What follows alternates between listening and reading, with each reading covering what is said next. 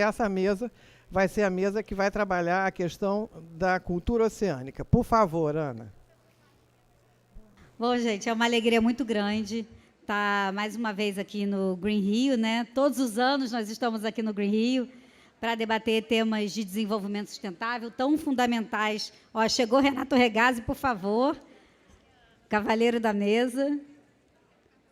E o Green Rio, ele tem, né, essa capacidade de ser democrático, de reunir diferentes instituições, de reunir diferentes pessoas, né, todas as idades, todos os tipos de trabalhos que são feitos, né? Aqui a gente tem a turma do orgânico, aqui a gente tem a turma da pesca, aqui a gente tem a turma da bioeconomia, ou seja, né, é um espaço realmente muito para a gente poder fazer essa troca, que é uma troca tão importante nos dias de hoje, se a gente realmente quiser permanecer habitando esse planeta. Nunca foi tão necessário o Green Rio em nossas vidas, né, Bia? Bia, visionária, lá atrás, já enxergando, e a gente agora aqui nas vésperas de 2030, né? Quando a gente tem uma agenda mundial tão importante para seguir. E a economia azul, ela nasce com um desdobramento desse momento que o mundo vive, né? A economia azul, ela é a economia do mar dentro da perspectiva da sustentabilidade. Não é isso, professor Sardinha? Nós estávamos, e algumas pessoas aqui dessa mesa estavam juntas, Lindália, junto com Dulce Ângela, da FEComércio, né? Renato Regazzi, professor Marcos, né? Organizaram uma missão a Portugal. Lá nós conhecemos o professor Sardinha. Aí, o professor Sardinha até se levantou, gente. Salva de palmas. O professor Sardinha vai estar também falando com a gente. Professor, por favor, venha à mesa, claro, por favor. Faltou chamar o professor Sardinha. Faltou o nosso professor Sardinha. E o professor Sardinha, eu acho que quando a gente nasce, a gente passa por um processo de educação onde, para nós, é muito simples entender que o mundo está dividido em linhazinhas que foi o homem que construiu, né? O que separa um país do outro. Mas também tem linhas que o homem construiu separando os oceanos, né? É muito interessante porque a gente tem alguns oceanos no mesmo planeta. E foi o professor Sardinha que chamou a atenção de que a gente está falando de um oceano só. Não é no plural, é no singular. É um grande oceano, uma grande massa de água que é responsável por 70% da área do planeta. Isso é muito forte. E essas correntes marítimas que se conectam e se formam nesse grande enredo, que é, né, na verdade, o que garante a estabilidade climática do nosso planeta. Esse processo todo que acontece, ele acontece para poder garantir essa harmonia que hoje, né, o homem está prestes, né, através da temperatura do planeta, o homem está prestes a desfazer, que é todo esse sistema que existe nesse oceano, que não tem menor conhecimento das linhas que a gente criou para dividir o Índico do Atlântico, do Pacífico. Isso é história nossa, né? Isso é história do homem, mas a natureza não tem o menor respeito sobre as linhas que a gente cria, né? A água não respeita fronteiras geopolíticas. Então, eu acho que, quando a gente fala de economia azul, a gente tem que enxergar a economia azul dentro desse prisma do território natural, né? Desse território que existe.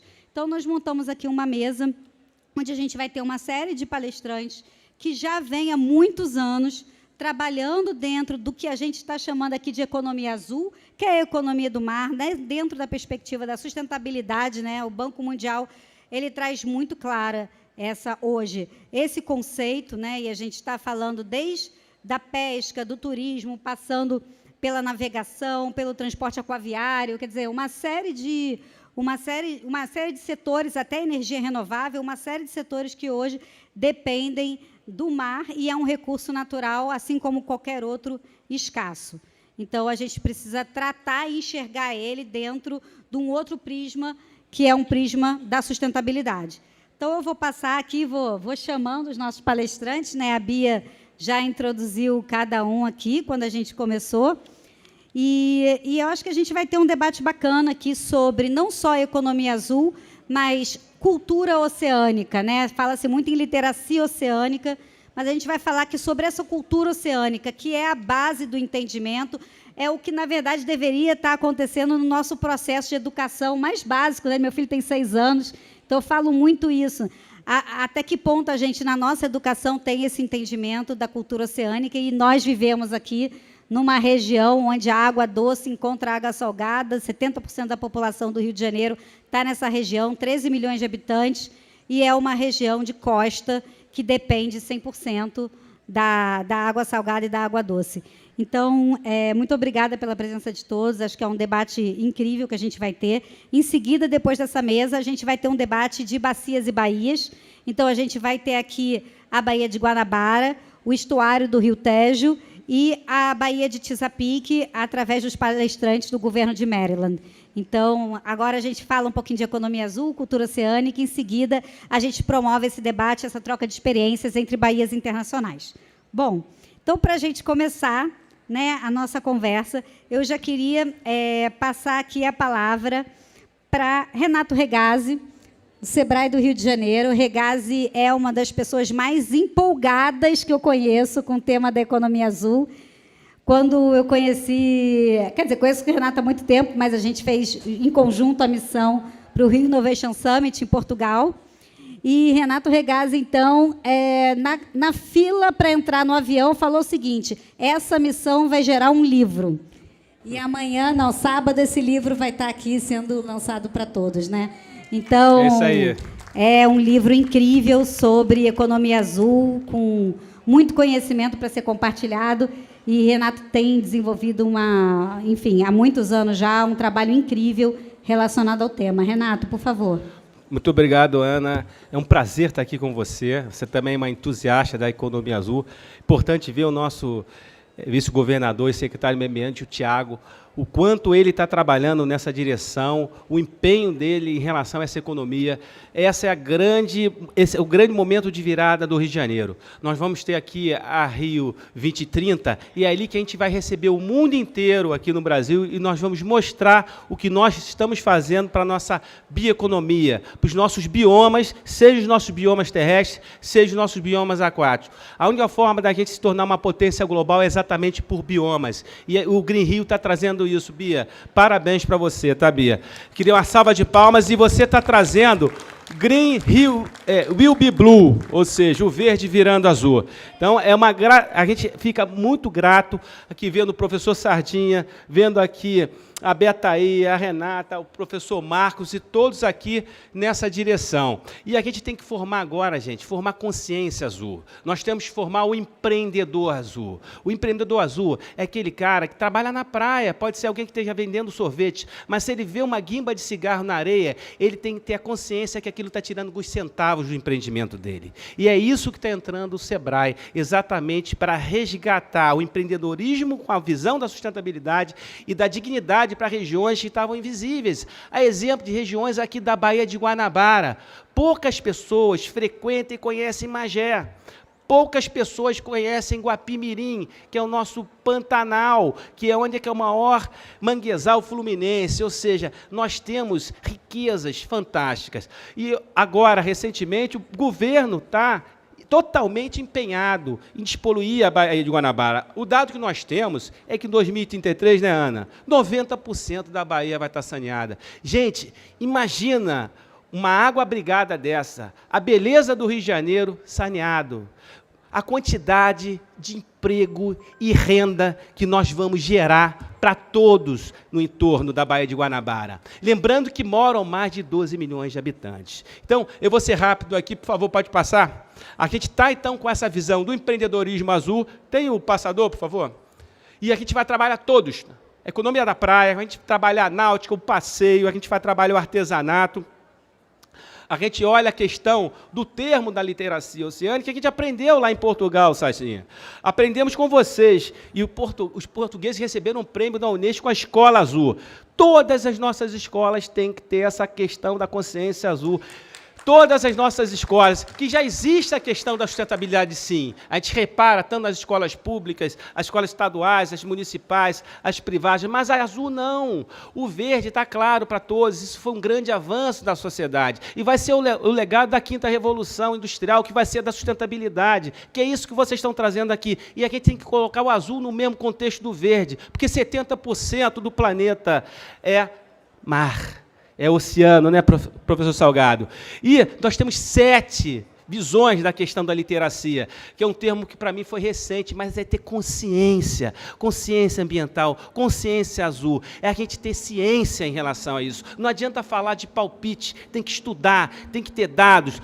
A gente tem que saber qual é essa história ligada à literacia, aos povos que vivem do mar, e a gente resgatar esses povos originários, e a partir de gerar riqueza através do turismo. A gente tem que ver que geografia, onde essas pessoas moram, como é que é essa questão, Ana, em relação ao zoneamento costeiro, a cultura, através da cultura a gente gera o quê? Singularidade, através da cultura a gente gera indicação geográfica, a gente consegue gerar aquilo que só aquela localidade consegue fazer, e só a partir da indicação geográfica, né, Carlos Alberto, a gente consegue fazer com que uma pequena empresa tenha um brand, uma marca internacional. Isso o setor de agronegócio conhece bastante. A perspectiva do gênero, como que o gênero lidar com isso, qual a relação da mulher, do homem, em relação ao mar, e de todos os gêneros possíveis, o relacionamento do oceano, a valorização das pessoas, e a cidadania e a sustentabilidade em si. E, nesse sentido, o que o SEBRAE está fazendo?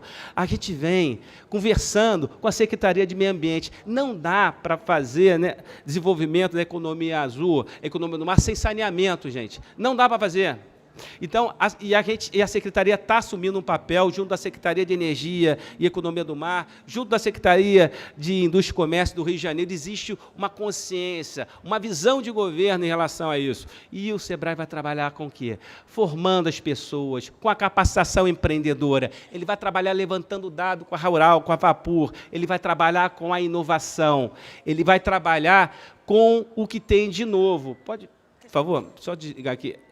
E aí, nesse sentido, as pequenas, dar suporte, vão ver onde é que são esses polos marítimos, formar consciência nessa localidade, desenvolver a cultura através de publicações, através da formação do empreendedorismo azul nas escolas, e o saneamento entra aí como base. Gente, olha a nossa Baía de Guanabara. Poucas pessoas olhavam isso aqui há pouco tempo como um grande recurso de turismo, um grande recurso de riquezas. A Baía de Guanabara é vista de forma degradada.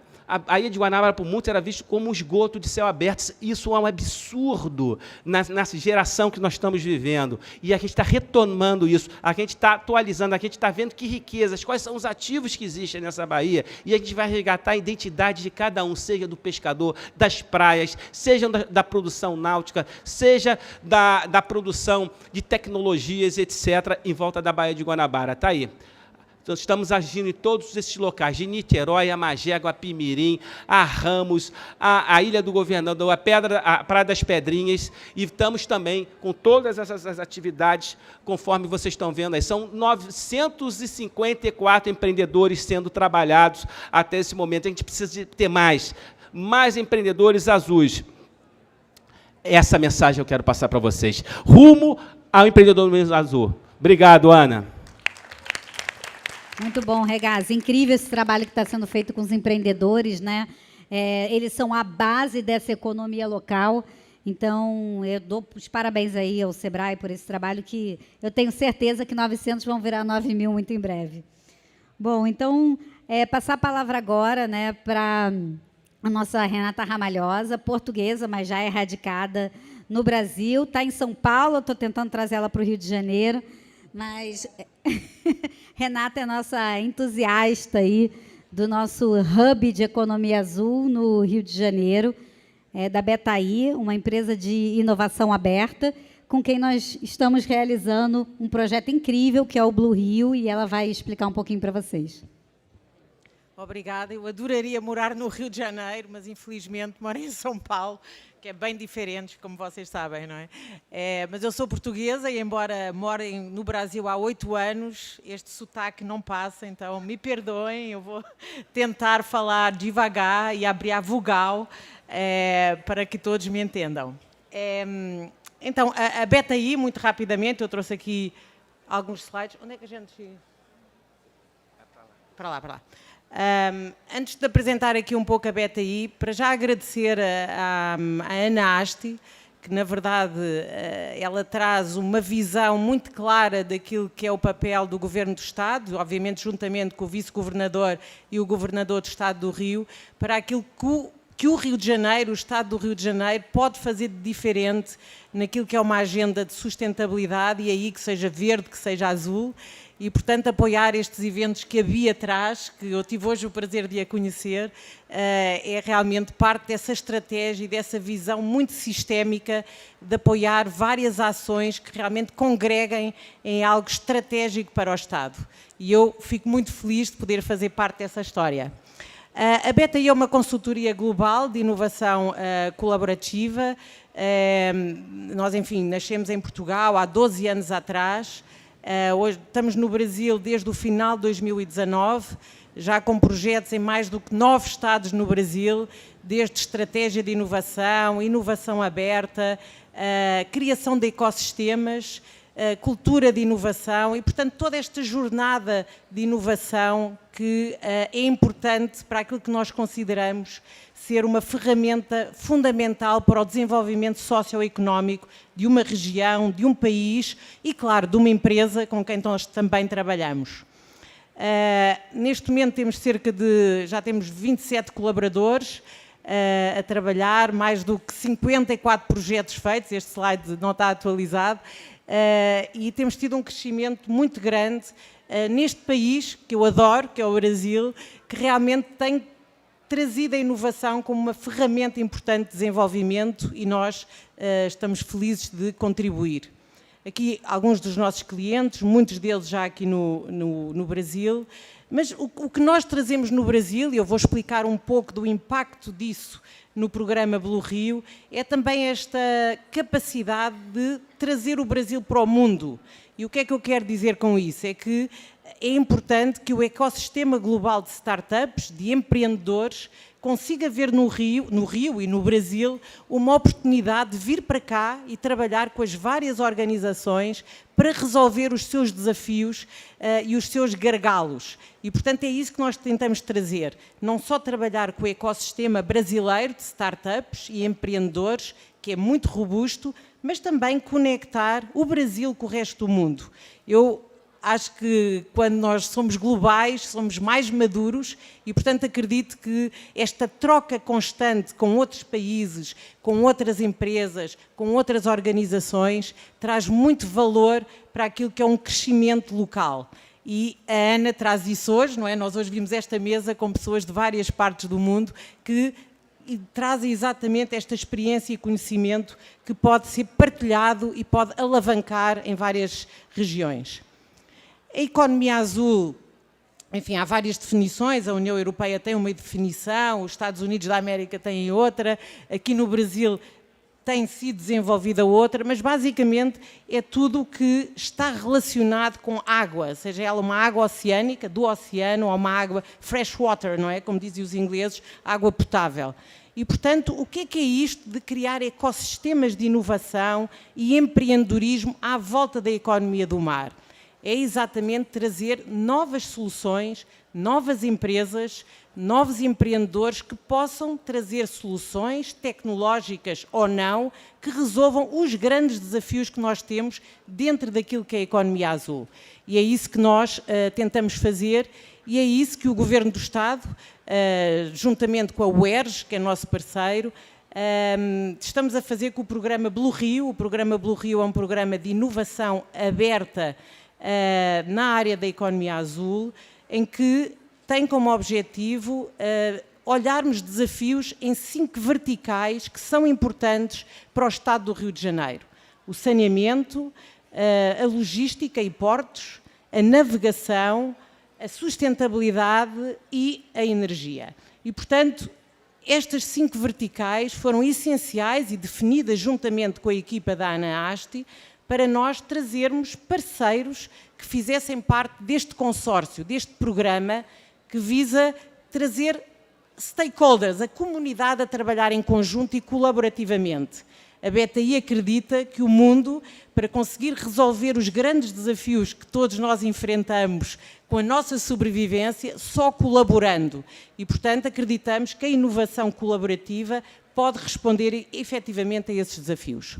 Então, mapeámos esses desafios com os vários parceiros do programa que fomos buscar. Então, temos o CEIAS, que é a Secretaria de Estado do Ambiente e Sustentabilidade, liderada pelo Vice-Governador, que também acumula a Secretaria de Estado, e pela ANA-ASTI, temos, e a sua equipa, temos a UERJ, fomos buscar também empresas público-privadas do Estado do Rio de Janeiro, na área de energia, a Galp e a Vibra Energia, na área da navegação, a Wilson & Sons e a Ocean Pact, na área de sustentabilidade, temos, e na área de saneamento, temos as Águas do Rio e o SEDAI, e acho que é isso, não é? E a sustentabilidade, ela é transversal a toda a agenda. Então, e os portos, claro, e os portos 2, o Porto da Açu e o Porto Sudeste. Obrigada, João, já me estava a esquecer. O que é que nós fizemos? Falámos com todas estas organizações, portanto é um consórcio de 10 organizações que está a pensar em conjunto que desafios são estes que claramente podem ser resolvidos em benefício do Estado do Rio de Janeiro, e fomos depois traduzir esses desafios para uma chamada global de startups de todo o mundo.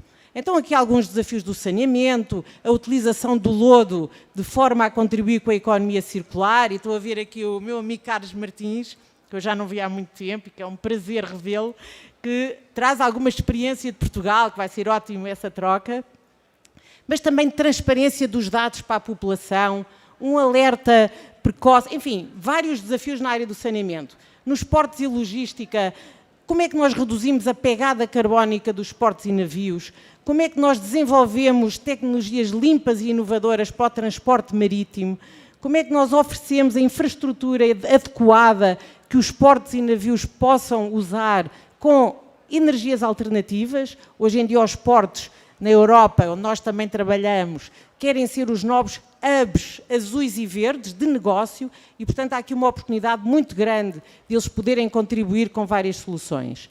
Ao nível da navegação, muito impacto, a redução do impacto ambiental, a melhoria da eficiência energética das embarcações e navios e da sustentabilidade, que vem muito CEIAS com este olhar de como é que o papel da Secretaria pode ser mais ativo e mais inovador nos grandes desafios do Estado. Trazemos também aqui vários desafios, como a redução da poluição dos rios, baías e praias, a potencialização do sequestro e a captura de carbono para a economia azul, o que tanto se fala de carbono azul, etc. Agora, o que é que isto, quais é que são os desafios de energia? Obviamente, muito na descarbonização do setor e de todas as atividades que o setor traz. Fizemos uma chamada aberta para todo o mundo, de startups, ainda não está totalmente fechado, mas posso partilhar convosco que na sexta-feira passada tínhamos quase 300 startups de 46 países do mundo. Eu volto a repetir que eu acho que isso é importante. O Rio de Janeiro, o Estado do Rio de Janeiro, está em 46 países do mundo com startups que querem vir para cá, para o Rio, ajudar e tentar resolver os grandes desafios que nós pusemos no Blue Rio. E, portanto, acho que é muito importante este primeiro passo, ainda falta muito, agora temos que escolher que startups que são essas, agora temos que fazer pilotos para ter as provas de conceito que efetivamente tragam o impacto que a inovação deve trazer, mas parece-me que é muito importante, numa primeira fase, entender que os ecossistemas de inovação e empreendedorismo são essenciais para o desenvolvimento socioeconómico e, portanto, este Blue Rio serve exatamente para fazer. Eu não vou alongar mais, porque somos muitos, mas queria mais uma vez agradecer à Ana, por esta, que é uma visionária sobre esta área, e a todos que têm apoiado, a Lindália, que está ali sentada, que foi uma grande embaixadora deste projeto no Rio, e o Regás, enfim, todo este grupo que foi a Portugal o ano passado, que foi assim uma beleza. Obrigada. Viva o Rio! Maravilha! Já está falando beleza, né? Daqui a pouquinho ela vira carioca. Tirar ela de São... Eu vou te trazer de São Paulo, hein? Gente, brincadeira à parte, assim, é um trabalho incrível que a Betaí vem fazendo. A gente está no dia a dia com eles, acompanhando. Eles sempre falam para a gente, acredita no processo. Não é essa a frase? Acredita no processo. O time da Betaí está aqui presente. A gente acredita no processo, estamos no processo. E eu tenho certeza que a gente vai poder potencializar muito a inovação e, né, ter soluções para desafios que a gente, no dia a dia, sente e persiste, né, aqui no Estado. Então, a inovação ela é um caminho, realmente, para que a gente possa vencer de vez todos esses desafios, que não só os desafios dos recursos hídricos, mas os desafios climáticos, e eles estão sempre interagindo. Estou vendo aqui também o Cauê, nosso diretor do INEA, e o Cauê ele tem aqui um trabalho incrível no INEA, né, que é para tornar o INEA também uma ICT, não é isso? Uma instituição de ciência e tecnologia. Chegaremos lá, Cauê, nas tuas mãos eu tenho certeza que a gente vai ter o INEA como ICT. Então, não tem jeito, né? Se a gente quiser falar de sustentabilidade, a gente tem que trazer inovação e tecnologia para a mesa. E aí, já que a gente está falando do Blue Rio, né, está falando de um projeto que está sempre olhando para frente, eu vou passar a palavra para o Marcos Bastos. Marcos Bastos é diretor de oceanografia da UERJ, e tem um trabalho incrível com pesquisa e inovação na área de economia azul. Né, eu fico maravilhada com todas as pesquisas e as ações que estão sendo desenvolvidas em Ilha Grande. Ele escolhe sempre lugares muito duros para trabalhar, muito difíceis. Eles têm um barco incrível que fica aqui na Marina da Glória, que leva os alunos para alto mar, um navio. Você vê? Um navio, não é barco, não, é navio. É um iate, praticamente, não é um navio oceanográfico incrível que a UERJ tem. Vou passar a palavra. Marcos, por favor. Obrigado, Ana. Primeiramente, agradecer em nome da Universidade do Estado do Rio de Janeiro, em especial a Bia, pelo convite, de nós estarmos aqui participando. Nos honra muito, principalmente estar num evento que tem grande similaridade com a economia azul, que é o Green Rio. Então, ter a possibilidade de estarmos nesse espaço hoje é muito importante, e eu, em nome, acho que, de todos os colegas daqui da mesa e expositores, eu também agradeço a ti. Na verdade, eu tenho acompanhado muito essas questões da economia do mar. A gente intensificou muito a partir do momento em que nós estivemos na Conferência dos Oceanos, praticamente aqui todos nós, uma comitiva brasileira, e eu tive a paciência de ouvir, acho que uns 115 chefes de Estado, né, falando sobre economia azul, desde um primeiro-ministro da Inglaterra até de um país pequeno como Sri Lanka, né, e a gente poder ver todas essas nuances, principalmente da diferença, mas o que mais me chamou a atenção, e outra coisa, também tive a grande oportunidade de conhecer o colega professor Álvaro, que nos ensinou muita coisa, e talvez uma das coisas que mais me marcou, uma frase do professor Sardinha, é que ele falou para mim: Marcos, os oceanos não nos separam, eles nos ligam. Né? Então, isso foi uma coisa que eu incorporei, plagiei na minha aula, uso isso para os meus alunos, entendeu? Mas, voltando, e essa conferência, eu acho que foi uma espécie, Ana e meus colegas, Regazzi, Renata, todos que estão aqui na mesa, ela deu nesse time que foi, deu realmente uma sacudida. A gente conhecia alguma coisa de economia azul, principalmente o que era feito com os franceses. Eu tive uma oportunidade de ficar um pouco em Brest lá, mas quando a gente olhou o que Portugal realmente entende como isso, a gente entendeu que é uma roupa que veste com a questão bem para o Brasil e principalmente para o Rio de Janeiro. O Rio de Janeiro, gente, ele é o terceiro maior litoral do Brasil. Ele perde por uns 10 quilômetros só para a Bahia. O maior é o Maranhão. Então, nós somos palco do maior fenômeno oceanográfico que tem no Brasil, que todo mundo conhece quando vai a Arraial do Cabo e bota o pé na água, aquela água gelada de doer o dedo. Aquilo é um fenômeno de uma água fria que é no meio da oceanografia, a gente discute, conversa muito, mas basicamente é uma água muito gelada que, por condições de vento e etc., tem a oportunidade de vir a camada mais superficial, e ali ela pode, a partir da energia solar, aumentar toda uma cadeia de produtividade, e aí traz a tal da reconhecida piscosidade que tem naquela região. Então, a importância do Rio de Janeiro, na verdade, ela é histórica, né? A gente tem 3 grandes baías, Baía de Guanabara, Baía de Sepetiba e a que a gente costuma chamar a joia da coroa, né? Que é a Baía da Ilha Grande, porque ela provém serviços ecossistêmicos ainda muito interessantes. A vantagem da Baía da Ilha Grande é que ela não é uma baía fechada, como a Baía de Guanabara, nem a Baía de Sepetiba. Então, ela tem 2 entradas, então aquilo ali faz com que haja uma circulação muito maior. Mas, no âmbito dessa questão da economia azul, a gente vem discutindo muito isso, e, principalmente, o que a gente tem notado? Eu faço parte de um grupo de colegas que trabalham na pesca, e tem pescadores também. Desses 57 pescadores que estão na idade, dentro desse range da minha idade, que é 50, 60 anos, eles, de 57, só 2 têm os filhos trabalhando na pesca. Tá? Ou os filhos trabalham no fretamento marítimo, ou os filhos trabalham atrás de um balcão da padaria, ou estão envolvidos, até em muitos casos, por serem muito jovens, em coisas piores. Então, essa identidade, professor Alba, né, essa cultura, né, ela está perigando, principalmente no âmbito da pesca artesanal, porque praticamente você não vê, tá, uma continuidade dessa ação. E a gente fala muito de cultura oceânica, né, exatamente cultura oceânica.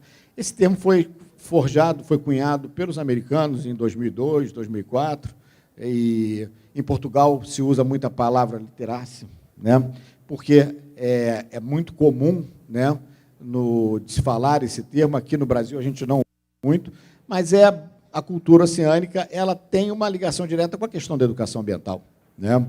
Ela deveria e deve ser realmente mais fortalecida, principalmente nos ensinos básicos, né, para que a gente possa, de fato, formar os adultos do amanhã com uma base consolidada e robusta nessa área de atuação.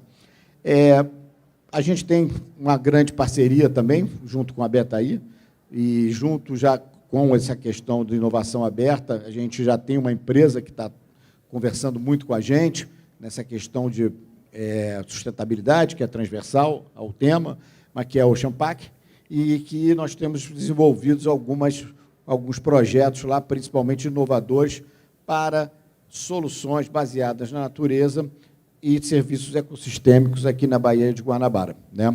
Então, eu sou muito procurado pelos pescadores, porque a gente tem uma linha muito forte de trabalho com aquacultura. Então, na Baía da Ilha Grande, a gente tem lá fazendas marinhas, e os pescadores aqui da Baía de Guanabara, muitos procuram, mas você tem algumas regiões que você tem uma certa dificuldade para colocar animais que são filtradores, por exemplo. Então, com todas essas ações de melhoria, que elas são, obviamente, vão acontecer no âmbito da Baía de Guanabara, a gente tem perspectivas muito boas para que isso possa. A questão que eu entendo da Baía de Guanabara, nós tivemos várias expectativas criadas e que não foram atendidas, né? Eu me lembro do JAICA, que era um projeto antigo, eu me lembro do Programa de Despoluição. Eu, particularmente, tenho uma opinião que, na verdade, se teve toda a boa-fé de se colocar um nome, mas era mais um programa de saneamento do que de despoluição, né? Então, você cria um programa. Quando você fala de despoluir, né, como a gente tem visto algumas ações que têm sido feitas pelos franceses nos rios, né, é totalmente diferente, né? Então, o que mais se foca é exatamente nos vetores que contribuem para os efeitos dos poluentes. A bacia hidrográfica, ela termina onde? Aqui. Então, aqui é a própria gravidade, através dos rios, corre tudo para a Baía de Guanabara.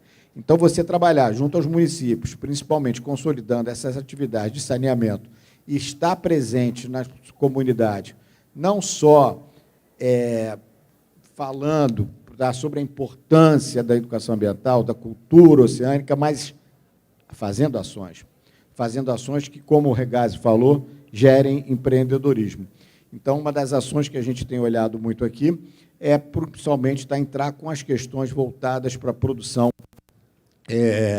de algas, por exemplo, na Baía de Guanabara, que tem uma carga de nutrientes muito alta e que promove um efeito não só de biorremediação, mas também você pode utilizar essa alga mais à frente em protocolos, em projetos de produção de carragena e outras coisas. Bom, eu vou, ao longo, acho que a gente vai trocando aqui, e para não tomar mais tempo aqui, vou estar aberto aqui para a gente estar conversando um pouco mais. Obrigado. Obrigada, Marcos. Os projetos relacionados à questão das algas, enfim, também a questão do produto farmacêutico para quimioterapia que vocês desenvolveram a partir do nervo. Fala para mim de onde que vem.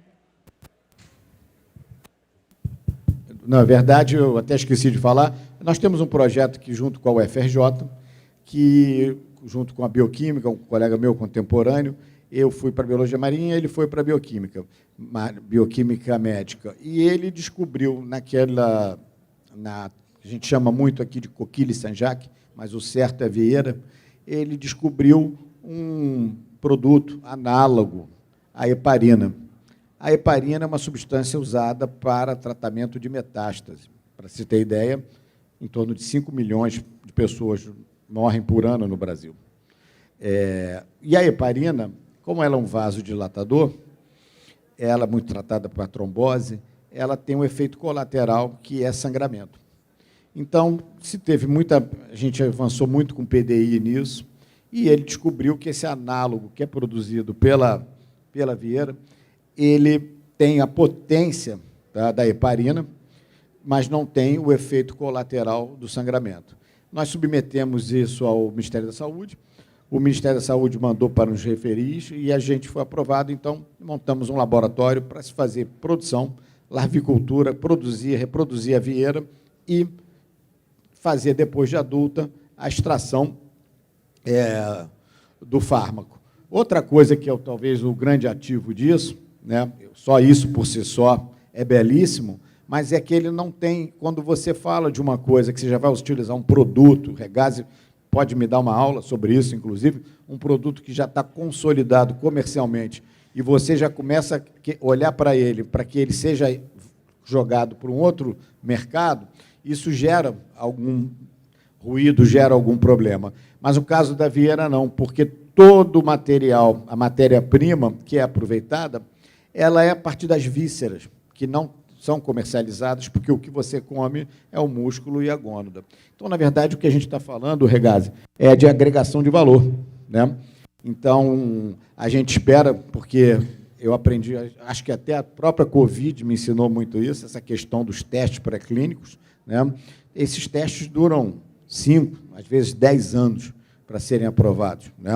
Então, a gente já mandou até ao UFRJ, o professor Mauro Pavão, já está com alguns testes sendo feitos na Índia também, e a gente espera que daqui a uns 2 ou 3 anos aí a gente consiga ter um fármaco aí que possa ajudar no combate ou na mitigação, principalmente para ajudar contra isso. Só para finalizar, eu tive uma coisa muito interessante, Cabo Verde, é um arquipélago na costa noroeste de Portugal, eu estive lá, e Cabo Verde, Bia, definiu sua política pública baseada em 2 coisas, a green economia e a blue economy.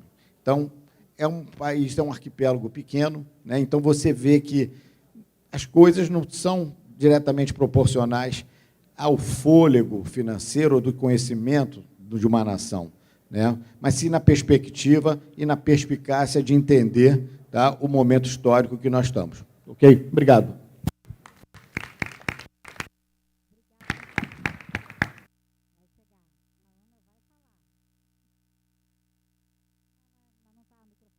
Não, agora foi. Obrigada, Marcos. Você viu, Bia? Olha aí, a Bioeconomia Azul, diretamente da UERJ, né? Da UERJ e da UFRJ, duas universidades aqui no Rio de Janeiro. Então, é muito bacana ver todo esse desenvolvimento e essa inovação, né, que vem por trás desse processo. E aí eu queria passar a palavra, então, agora para a OCDE. Né? A gente está com a Juliette Lassaman, en français, Lassaman. E, Juliette, nós conhecemos o trabalho de Economia Azul, feito pela OCDE, quando estávamos na COP, na Escócia, na COP 26, no Pavilhão da Água, quando foi apresentado o programa de Cidades Azuis da OCDE. Então, vou deixar a Juliette contar um pouquinho para vocês, que também estamos trazendo o Rio de Janeiro para ser um projeto piloto nesse programa, né? Vai funcionar? Sim. Obrigada, Ana. Obrigada, Bia, pelo convite. Estou muito feliz de ficar aqui com vocês. Acho que não vou tentar fazer uma apresentação de 10 minutos em português, então vou falar em inglês, desculpa, mas acho que é melhor para vocês me entender.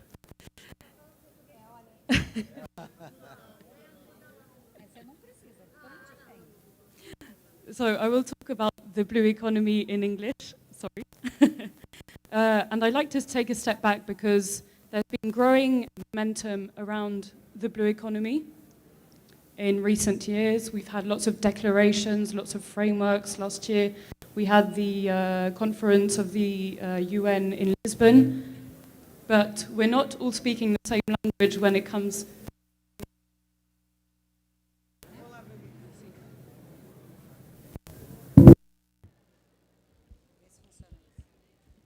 So we're not all talking the same language when it comes to the blue economy, so it's good to take a step back and see what we're really talking about. So there are different definitions of the blue economy. Every country, every city, every organization has its definition, but from the perspective of the OECD, there are two things when we talk about blue economy. The first is the economic activities, and the second is the ecosystems that these activities depend on. When we're talking about economic activities in the blue economy, we're talking about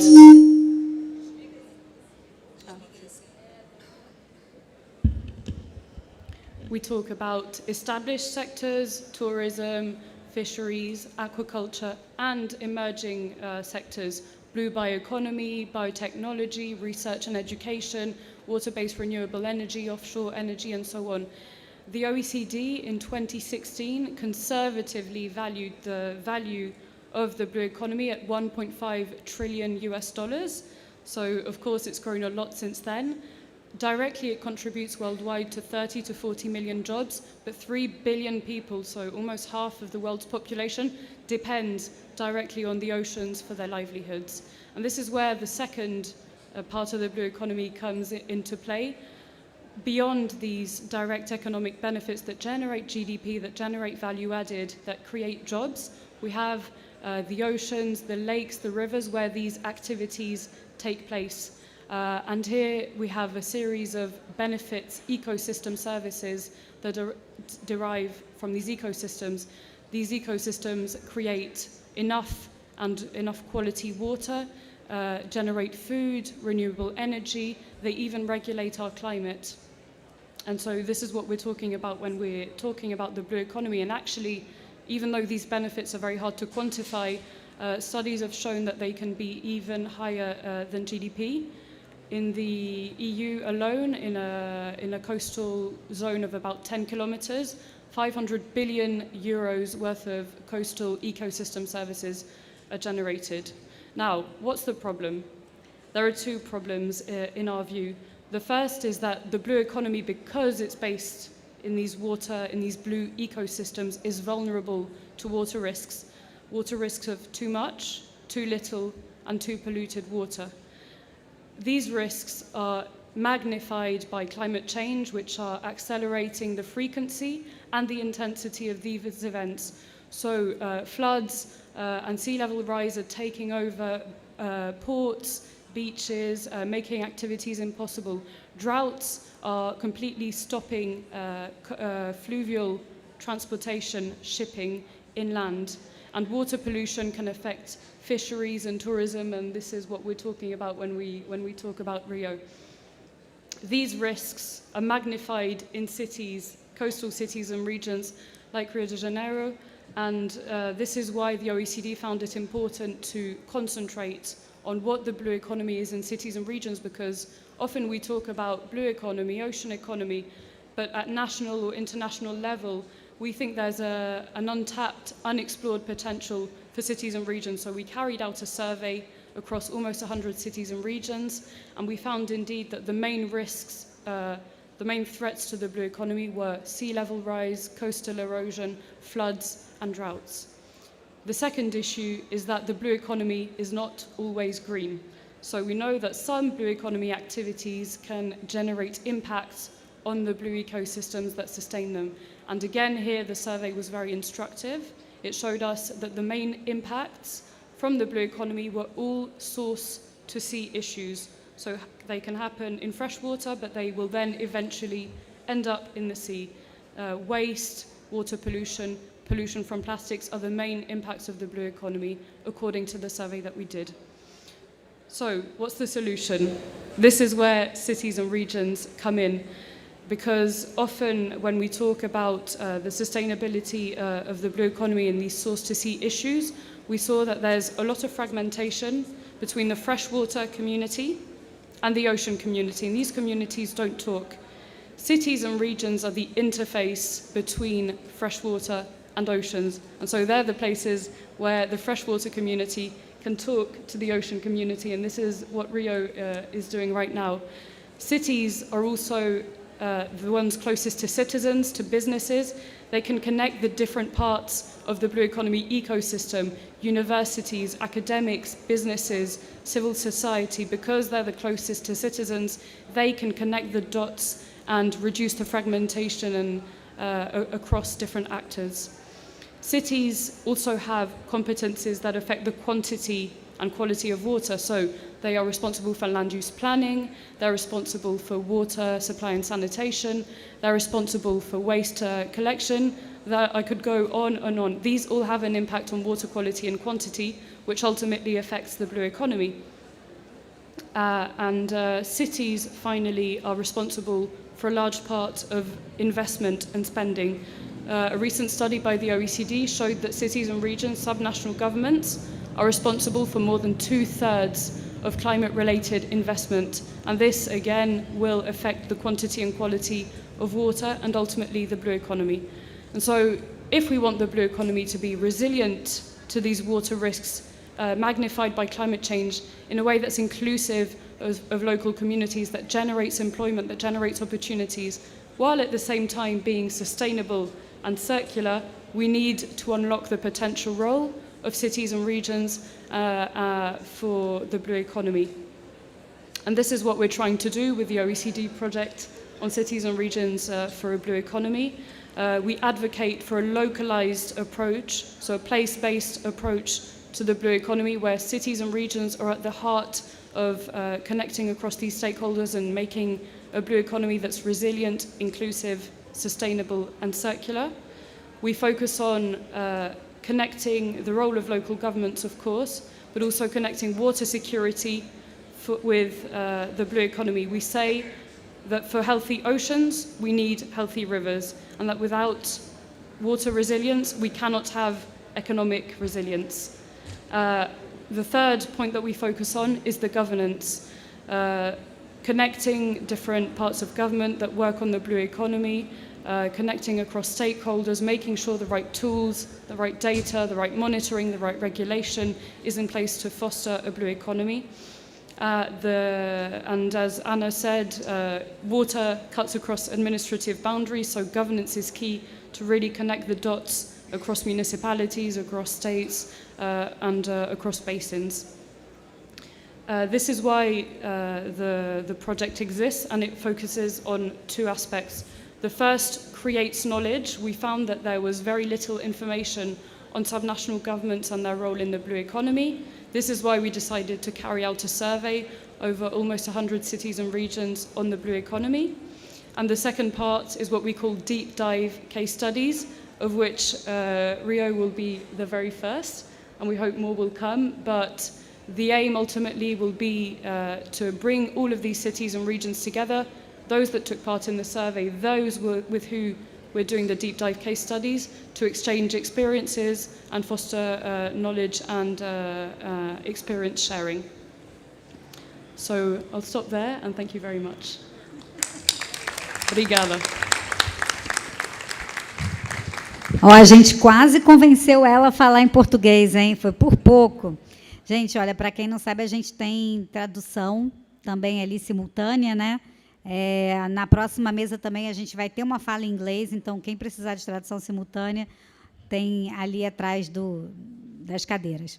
Bom, então, gente, depois dessa fala muito bacana sobre como a OCDE vem trabalhando de forma abrangente, né, a economia azul, esse entendimento da economia azul e a relação da economia azul com a sociedade que vive naquele ecossistema, na cidade, no território, eu passo a palavra, então, para o professor Álvaro Sardinha, que conhecemos em Lisboa durante a Conferência dos Oceanos e que realmente nos tocou muito sobre essa visão dessa grande massa de água, desse grande oceano e da relação que existe entre o homem e a natureza. Vai lá, professor.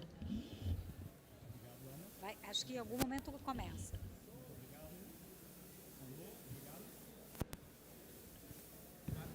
Obrigado. Bom, eu já não sei o que dizer, porque já tanto foi dito e muito bem dito. Agora perdi o discurso. Bom, mas há uma coisa que eu sei.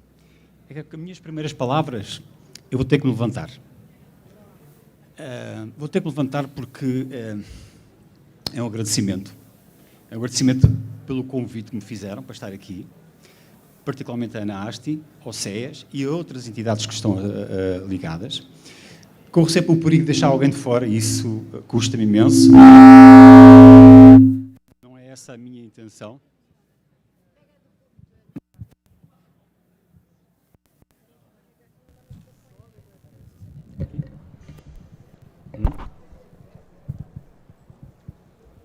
Pronto. Desculpem, vou aproveitar porque assim parece que se ouve melhor. E também fico com as mãos livres. Bom, mas eu estava a dizer que me ia levantar porque quando falamos de agradecer, temos que nos levantar, porque além de falarmos melhor, falamos com o coração. E queria agradecer à ASTI, ao CEAS, às outras entidades que estão associadas. Estava a dizer que corremos sempre o risco de esquecer alguém, eu não queria, peço que me perdoem se o fizer. Queria também agradecer ao Green Rio por este evento de magnitude internacional. Queria agradecer à comitiva que esteve há um ano atrás em Lisboa, que no fundo foi o berço disto tudo, pelo menos de eu estar aqui hoje. Foi lá que eu conheci este grupo de empresas e empreendedores do Brasil e foi amor à primeira vista. Lembro da Lindália Junqueiro e disse a ela: Lindália, é impressionante, em Portugal não me dão tanto carinho como vocês me dão. Isto foi o nosso primeiro encontro. Foi isto que eu senti. E aí entreguei-me e Renato, ANAASTI, Marcos Bastos, vivemos uma semana maravilhosa. Mais que uma vez nos encontramos. Isso faz-me estar aqui hoje. Portanto, o que eu quero, para começar, é agradecer de coração esta oportunidade, isto é uma honra, é um privilégio, esta oportunidade de estar aqui, esta oportunidade de colaborar com o Brasil, servir, porque é isso que eu cá estou a fazer, não venho em turismo, e de contribuir para que, na realidade, o oceano seja protegido e seja um oceano saudável. Porque com isso nós vamos ter uma economia pujante, um novo modelo de economia, mas em que o oceano e os recursos naturais não são só extraídos. Temos que viver com eles, não temos que os explorar, temos que é mesmo viver com a natureza. Bom, isto era a primeira parte, agora eu sentava, mas agora vou ficar em pé. Bom, então quem é o Álvaro Sardinha? O Álvaro Sardinha é um homem que se apaixonou pelo oceano. E a história começa aqui. Eu trabalhava em navios, como oficial de máquinas na Marinha Mercante, e no mar profundo, naquelas longas viagens, tive a oportunidade de conhecer o oceano de uma forma que não tem explicação. E realmente foi isso que aconteceu. Foi um diálogo e que levou uma paixão. E essa paixão levantou-me uma questão que era o seguinte. Eu olhava para o oceano, mas o oceano olhava para mim e dizia-me: Álvaro, mas tu és um vilão. Tu fazes parte dos vilões que me destroem. E realmente o oceano é castigado por terra, porque 80% do lixo que lá está vem de terra. Os problemas do oceano nascem em terra aqui.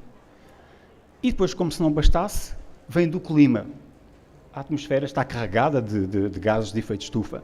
E é o oceano que está a ser castigado e a absorver. Portanto, o oceano está rodeado. E agora falamos em mineração do mar profundo. Portanto, vamos pela terceira dimensão atacar o oceano, e isto é algo que está a ser falado. Bom, o que é que aconteceu depois? Eu abandonei a carreira marítima por várias questões, voltei a estudar Direito e Economia do Mar, e então aí ainda mais fiquei sensibilizado. E acho que foi aí que se desenvolveu uma visão que é esta: trabalhar sempre para cuidar de um oceano saudável, sabendo que a partir daí tudo é possível. E a missão para esta visão é muito simples: pensar, ser, agir azul. Aproximar pessoas e o oceano, todos os dias.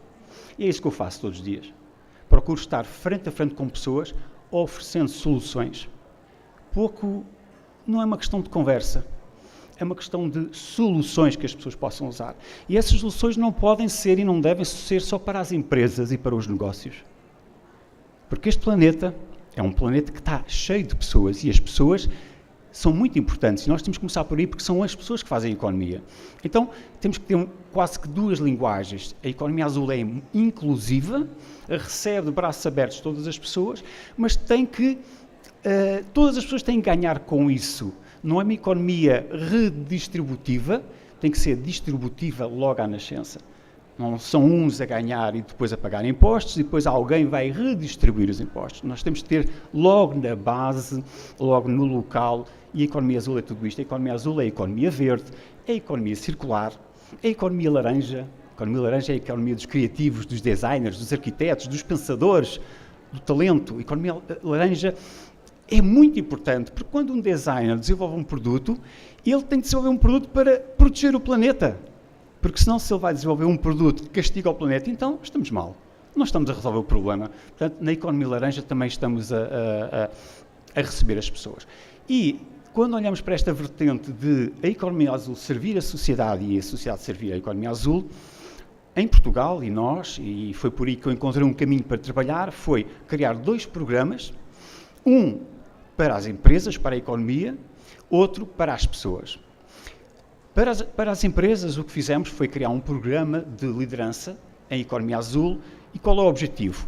Criar um vocabulário azul para adultos. Não literacia do oceano, porque a literacia do oceano tem sido muito dedicada a jovens, mesmo de tenra idade, mas antes um programa de transmissão de conhecimento de economia azul nas vertentes de direito do mar, de economia, de atividades económicas, de poluição, de ordenamento do espaço marítimo, de tecnologias, de inovação, ecossistemas, liderança, comunicação, política, a envolver todos estes temas e levar este conjunto de conhecimentos a quem? A quem tem poder. A vós, que estão naquela idade e estão em cargos nos territórios, nas empresas, que podem mudar e promover a mudança. As pessoas que estão aqui são os agentes transformadores. Esse programa está a ter muito sucesso, felizmente, e amanhã vamos aqui repetir, não é? Exatamente, vamos fazer aqui a primeira ação, e vai ser muito, muito interessante. E porquê é que é muito efetiva? Porque é pragmática porque entrega às pessoas que estão neste momento na liderança, nas empresas, nas instituições públicas, ferramentas para elas transformarem. Não sou eu, são elas. O que nós oferecemos nem sequer é conhecimento, é um toolkit. Um kit de ferramentas que as pessoas peguem nelas e façam o que quiserem. Que façam aquilo que acharem correto para o seu habitat, onde elas se localizam. E este é o trabalho que fazemos com as empresas. E, felizmente, estou muito feliz porque o retorno, reparem que nós temos sempre a tendência para crescimento, retorno, PIB, faturação. O retorno é muito mais que isso. É muito mais isso. É também um propósito, uma sensação de que estamos no caminho certo e o que estamos a fazer faz sentido. É termos orgulho no que fazemos, desde que acordamos até que nos adormecemos, e aspirar a que, quando nos despedirmos deste espaço onde estamos, olharmos para trás e sentirmos orgulho nisso também. É esse o propósito que também está associado à economia azul. Então, quando vemos as empresas a adotar e a transformar, sentimos que a missão está cumprida. Bem, mas esta é a parte do negócio, a parte das empresas. E é muito importante, porque sem economia estamos muito mal. Não há emprego, não há subsistência. Portanto, a economia não é uma coisa má. A economia é uma coisa que nós precisamos e que nos sustenta, mas temos que ter cuidado com a economia, não a deixar ultrapassar certos limites. Pronto.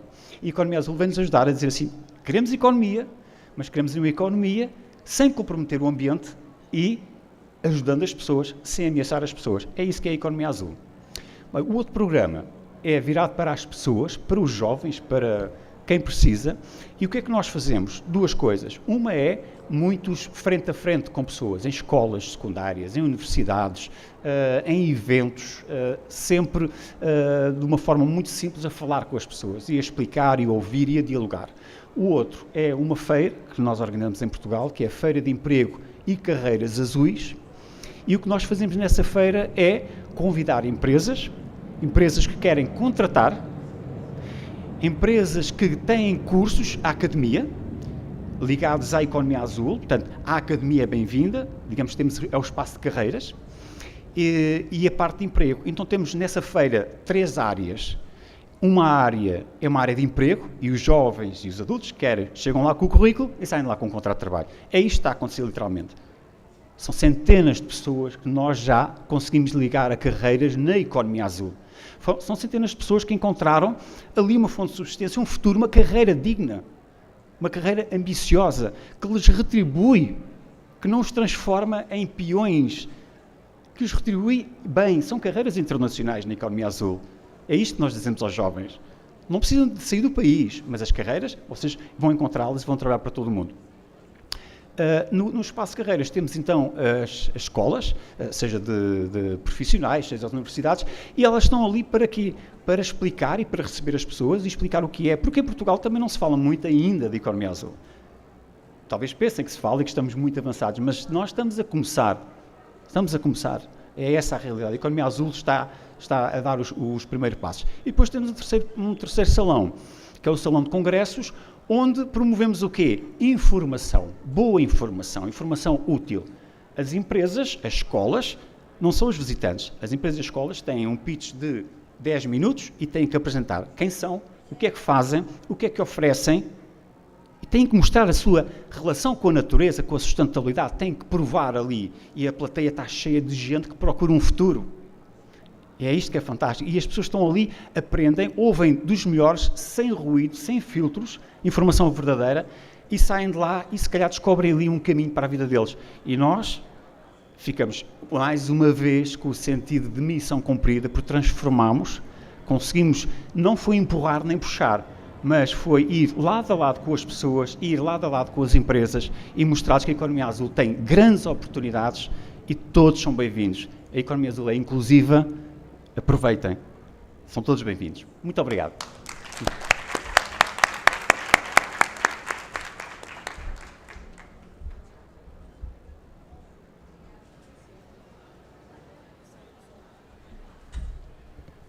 Obrigada, professor.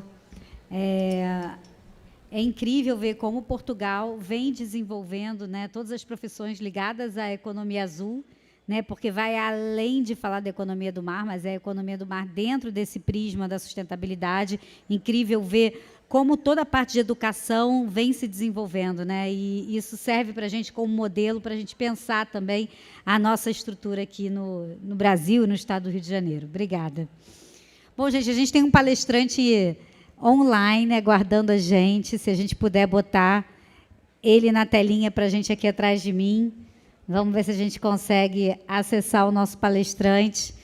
É uma palestra conjunta, né, do Oscar Metsavar, da Oskley e Instituto E. Em seguida, a nossa Nina maravilhosa vai estar complementando a fala do Oscar. O Oscar está em Belém, não é isso, Nina?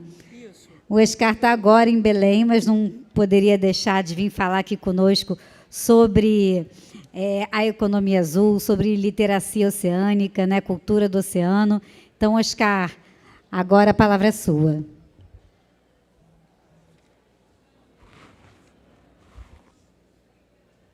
A gente está sem áudio ainda, tá? Vê se seu áudio está ligado, Oscar. Vi agora, desculpa. Perfeito. Estava escutando. Boa tarde, Ana. Obrigado, Beatriz Greenhill, pelo convite. Difícil, não podia estar hoje presente, porque são coisas de Brasil, né? Eu estou participando da conferência, onde participei da mesa de abertura da conferência da Amazônia e Novos Negócios. Uma conferência internacional. Ontem foi o Ban Ki-moon que fez a abertura, hoje o Tony Blair, e são várias instituições, empresas do Brasil relacionadas à Amazônia e ao desenvolvimento sustentável se discutindo aqui. E o prazer de ter convidado para essa mesa para falar sobre oceanos e a cultura oceânica, né?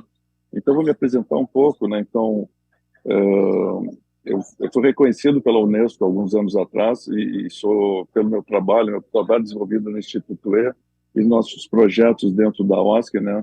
Empreendendo projetos de origem sustentável em vários biomas do Brasil e trabalhando, usando a moda como uma das grandes protagonistas, tanto quanto a literatura, as artes plásticas, o cinema, a música e a dança, né? Fazem parte da cultura de uma nação. E a moda da mesma forma. A moda, além de ser um grande protagonista na cultura de uma sociedade, também é um grande instrumento de transformação, né, das commodities naturais, recursos naturais, em projetos e produtos de utilidade da sociedade e de beleza. E esse mergulho ao longo desses últimos 30 anos, desde a Rio 92, dentro das cadeias sustentáveis, das mais variadas segmentos aqui no Brasil, acabou nos dando uma experiência e um conhecimento da importância dos elos nas cadeias sustentáveis, tanto no impacto social quanto no impacto ambiental e na cultura. Fui reconhecido pela Unesco, sou embaixador global pela sustentabilidade pela Unesco, já há mais de 10 anos, e há 2 anos atrás fui convidado pela Unesco e as Nações Unidas para ser o embaixador para a década dos oceanos.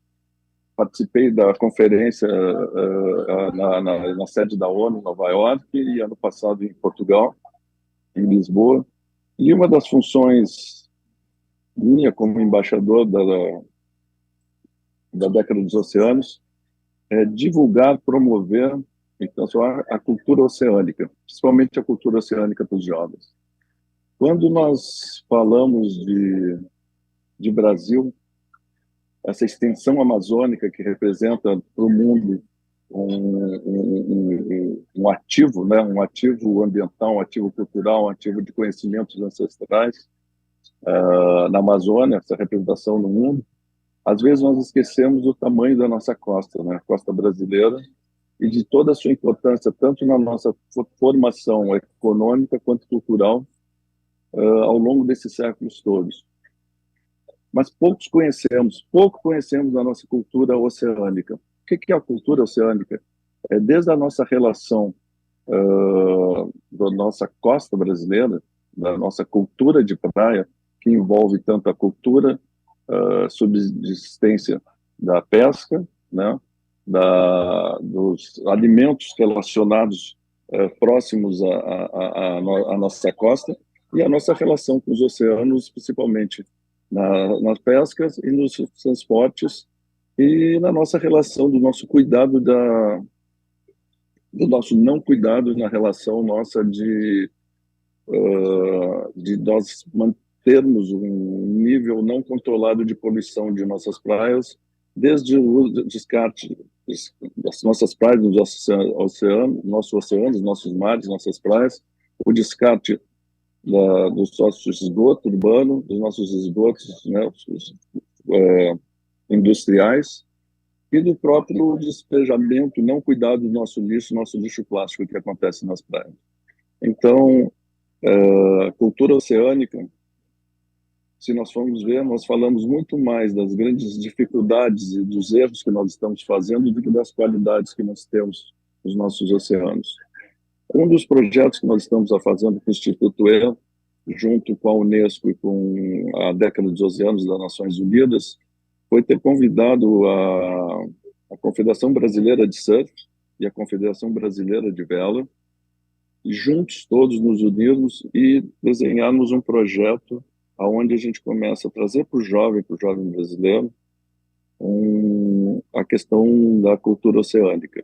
Um levantamento feito nos currículos e nos livros dos primeiros e segundo graus, nós temos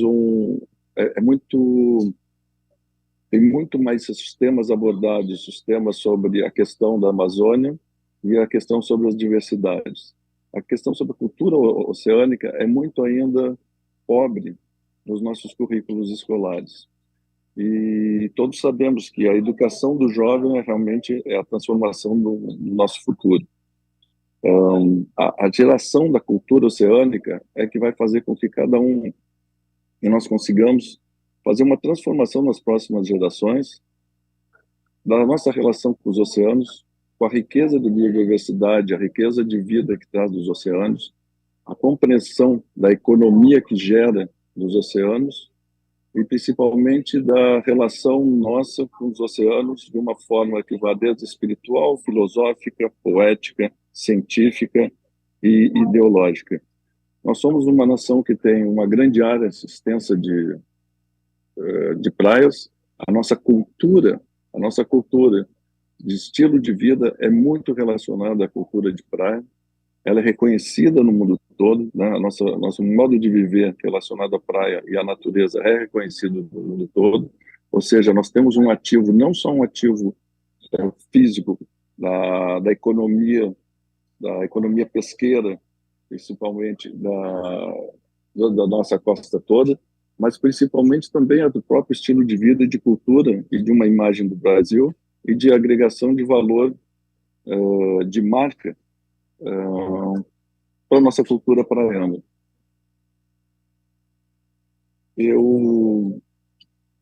Assim, o convite que eu faço à mesa, eu sei que a Ana está desenvolvendo um projeto de uma escola de cultura oceânica no Rio de Janeiro.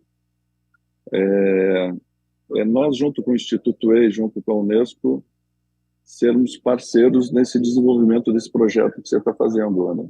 Até gostaria, eu não acompanhei desde o início na mesa, se você já colocou alguma coisa sobre isso hoje nessa mesa, na conferência. Tem que aguardar aqui. Obrigada, Oscar. A gente está deixando essa novidade para a Nina falar um pouquinho aqui desculpa. também. Imagina, não tem problema nenhum.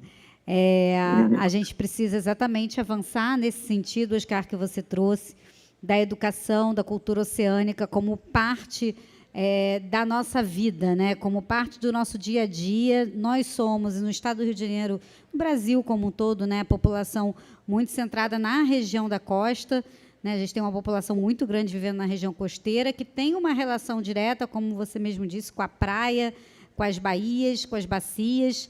E eu acho que, dentro desse processo de desenvolvimento da economia azul, a educação ela se torna a base de todo esse processo, né? A educação ela se torna a força transformadora para que a gente consiga desenvolver essa cultura oceânica e que a gente consiga ter uma relação diferente com esse ecossistema.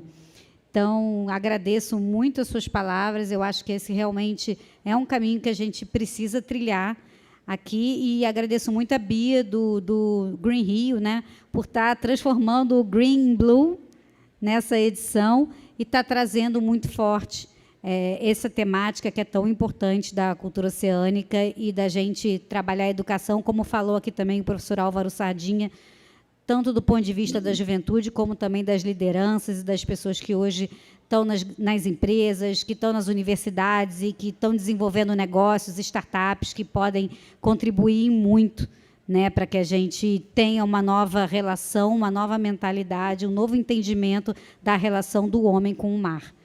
Muito obrigada, Oscar. Eu passo a palavra, então, Obrigado. Oscar, para a Nina. Passo a palavra, Sim, por então, favor. para a Nina Braga. Nina Braga, parceira do Oscar, né, na Oscar e no Instituto E. Conheço Nina já há muito tempo, né, Nina? Nina sempre trabalhando com água. E, Nina, por favor, aí para você fechar com muita honra a nossa mesa.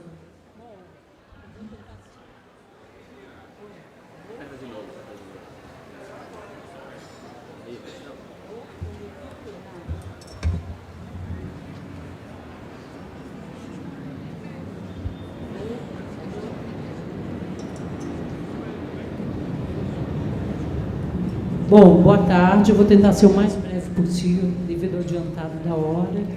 Primeiro eu quero, mas eu não posso deixar de agradecer o convite da Ana e da Bia e parabenizar pelo Green Rio, Bia e Rosa, cada vez maior, cada vez mais importante. E para nós é uma satisfação e uma honra estar aqui nessa mesa. Como a Ana falou, eu acompanho e admiro o trabalho dela e da Renata há muitos anos. E devo dizer que eu estou particularmente emocionada, porque eu sou carioca e minhota. Então, é muito bom a gente ver essa fusão, essa convergência entre Brasil e Portugal no que há de melhor, que é essa cultura do mar, essa cultura oceânica. Bom, eu tinha trazido uma apresentação, mas, devido ao adiantado da hora, eu vou pular vários slides. Cadê o projetor ali? Só para quem não sabe, quer dizer, o Instituto ele é uma OCIP, uma organização da sociedade civil, né, sem fins lucrativos, e o presidente é o Oscar Metsavac, como vocês ouviram na fala dele. Ele é embaixador da Unesco para a Cultura da Paz e da Sustentabilidade e também para a década do oceano. Opa, bom. O que aconteceu aqui? Apagou. Ah, bom. Bom, nós trabalhamos com Sustainable Design Thinking há muitos anos, a gente existe há mais de 20 anos, né? Nosso DNA, como vocês sabem, foi através da Oscar, que sempre teve o propósito de transformar, engajar, usando a moda como uma plataforma, né, contemporânea de comunicação. E nós fizemos diversos projetos ao longo desses anos. Opa! Bom, eu vou direto ao ponto, que é o do oceano, né? Ainda está Oceans, professor, mas a gente vai mudar, tá? Já estamos no tudo é um processo, como bem disse a Renata. Então, relativo ao Oceans, propriamente dito, a esse universo que a gente está tratando aqui, nós já tivemos alguns projetos. Um foi de Restinga, que eu acho que muitos de vocês conhecem, de recuperação da vegetação de Restinga, né, que antigamente cobria quase toda a orla carioca, a maior parte dos canteiros, das praias. Nós recuperamos porque vimos como que o papel da Restinga, né, ele evita, por exemplo, que a areia, no dia de tempestade, seja jogada nas pistas de rolamento, recupera a fauna, e, ao mesmo tempo, essa questão da cultura oceânica. Nós sempre o que fizemos, os números falam por si, né, milhares de mudas foram implementadas. Opa, está confuso aqui, está um pisca-pisca. Bom, vou ter que ficar me virando aqui. O que acontece? Agora apareceu. Bom, dentro dessa perspectiva de uma cultura oceânica, nós sempre que fizemos qualquer plantio, nós chamávamos as escolas, os estudantes, e falávamos sobre a importância da restinga, da vegetação, da preservação da praia, para não jogar dejetos e tudo mais. Isso para eles terem uma sensação de pertencimento, aqueles canteiros virarem, por exemplo, uma coisa de cidadã, e a gente vê a adesão a isso, a mobilização. E nós temos o projeto, a proposta de ampliar o escopo dessa recuperação da vegetação de Restinga. Vale dizer que nós fomos pioneiros, esse projeto começou em 2008, e, desde então, a gente tem orgulho disso, de que outras pessoas, ou em outras localidades, foram feitas aqui no Rio, né? E a ideia é expandir para outras áreas do litoral do Brasil, né? Como mostra esse mapa aí, que está com um problema, que está mostrando Mato Grosso do Sul, claro que foi um erro de designer, né, porque Mato Grosso do Sul não tem litoral. Mas, enfim, a ideia é a gente expandir. O outro projeto do qual a gente, enfim, tem também bastante satisfação em apresentar é o Praia Mais, que foi feito com o Sebrae, viu? Nós capacitamos um projeto piloto, foi Sebrae, Fundação Banco do Brasil, Instituto E. Nós fizemos um projeto piloto com empreendedores da praia, né, os chamados barraqueiros, né, em linguagem mais coloquial. Nós os capacitamos na gestão de negócios, foi uma demanda dele. O Instituto nunca chega com um projeto pronto. O Instituto senta, conversa com seus parceiros para ver, ouvir, escutar suas demandas e adaptar. E foi isso que nós fizemos. Então, eles nos pediram uma assessoria em gestão de negócios, aí o Sebrae é uma referência, enfim, nacional. Fizemos também, eles pediram aulas de inglês, também oferecemos aula de inglês e educação ambiental, de modo que aquele foi um grupo inicial de apenas 50 barraqueiros, mas eles se tornaram guardiões da praia. E depois nós fizemos um survey e vimos como que, onde esses barraqueiros estavam, o lixo tinha diminuído bastante, eles mesmos recolhiam, conversavam com os frequentadores da praia. Foi um projeto muito bem sucedido e é nosso objetivo repeti-lo em outra, com uma escala maior, tá? Replicá-lo em uma escala maior. E, finalmente, eu estou apressada, porque, enfim, por conta do horário mesmo, tem esse projeto do Oceans, que a gente está desenvolvendo com a Unesco, com a Confederação Brasileira de Surf, né? São 15 federações. Então, a ideia é ter, em cada lugar que tem competição de surf, não competição internacional, que só tem em Saquarema praticamente, levar para as escolas a questão da cultura oceânica, né? Fazer ações de limpeza de praia, obviamente, mas também implementar a cultura oceânica. No momento, a gente está numa fase de diagnóstico, já apareceram alguns resultados, alguns dados bem interessantes, né? A gente vê nitidamente a carência, e é muito importante a gente mobilizar os surfistas, porque, não sei se vocês sabem, hoje o surf é o segundo esporte mais praticado no Brasil, mas são mais de 7 milhões de surfistas, né? Então, tem um poder, vamos dizer, de espalhar, de divulgar essas ideias muito importantes. Bom, aí a Osklen, por si só, orientada pelo Instituto E, ela fez diversas campanhas de conscientização sobre a importância do oceano, né? Enfim, desde 2006 que essas campanhas vêm sendo feitas, a gente apoia. O Oscar acabou de fazer um filme, um curta-metragem, premiado, inclusive, sobre a questão da pesca industrial versus a pesca artesanal, né? 1 em cada 200 brasileiros é pescador, vive do mar, né? A gente tem que levar isso em consideração, né? Fomentar essa economia. E, enfim, é isso. Eu vou encerrar por aqui e dizer assim, um outro projeto importante que nós temos é o eFabrics, é um projeto longevo, desde a fundação do Instituto, que é a pesquisa de materiais sustentáveis a serem usados pela indústria da moda. O que isso tem a ver com a cultura oceânica? Bom, não sei se vocês estão à parte, que a indústria da têxtil é a segunda mais poluente do mundo, só perde para a indústria do petróleo.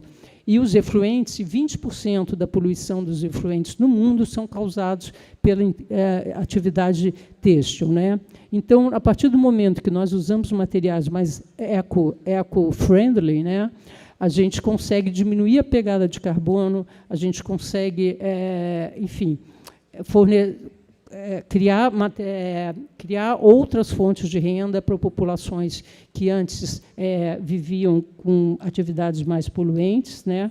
Então, por exemplo, nós trabalhamos com PET reciclado, né?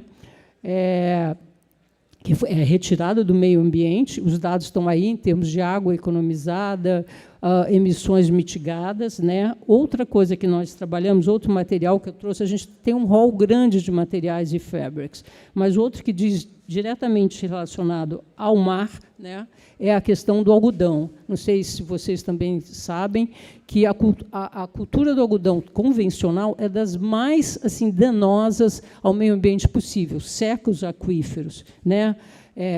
Polui os lençóis freáticos, seca tudo, enfim, é um terror. E a gente está utilizando muito algodão reciclado, né? Hoje em dia, posso até dizer que a maioria, né, Mariana, a maioria das camisetas, Mariana está aqui, a diretora do Instituto, a maioria das camisetas produzidas pela Osklen são de algodão reciclado. Com isso, se mitiga a pegada de carbono e evita também o adoecimento dos agricultores, porque o índice de agrotóxico que é usado cultura tradicional de algodão é bárbaro, assim, é uma coisa desumana.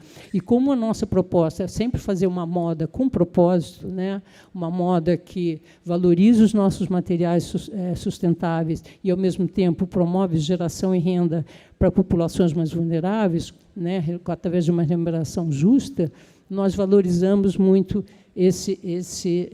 a utilização desses tipos de material. Vale dizer que nós somos guiados pela metodologia ASAP, as sustainable as possible, as soon as possible, porque a gente entende que essa transformação, muitas vezes, é impossível de se dar de noite para o dia. Então, eventos como esse, que estão promovendo a economia azul, né, é absolutamente notável e admirável. Muito obrigado a todos os organizadores e quero reforçar aqui o que o Oscar falou, que nós viemos aqui também para nos colocar à disposição do governo do Estado, né, para ajudar a fomentar aqui no Rio de Janeiro, a implementar a cultura oceânica e criar uma escola do mar. Vai ser um motivo de muito júbilo para a gente. Muito obrigada.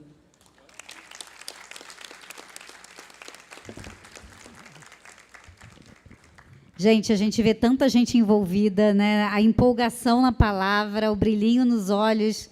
Essa mesa foi uma mesa realmente muito especial, pensada com muito carinho, escolhidos, né, a dedo, mas era para a gente estar... Acho que todos que estão aqui assistindo a gente podiam estar aqui nessa mesa contando as suas experiências, né? É uma alegria muito grande poder falar sobre um tema que, por incrível que pareça, ainda é um tema novo que precisa muito ser falado, discutido, debatido. Bom, e a gente já está aqui no andar da hora, não vou poder abrir para perguntas, né, Bia? Mas a gente parte para um segundo momento, uma segunda mesa dentro desse nosso pack de falas sobre economia azul, onde a gente vai fazer um debate entre baías e bacias, né? Então, eu posso convidar já os nossos palestrantes a desfazer a mesa. Bia, você vai introduzir? A Bia, linda, maravilhosa, que está de azul, mera coincidência, está de azul, vai introduzir a próxima mesa. Oh, meu amor, foi Obrigada, lindo. Obrigada. professora. Adorei sua fala. Muito obrigada. Vou tentar assistir um pouquinho da sua aula amanhã, se eu puder.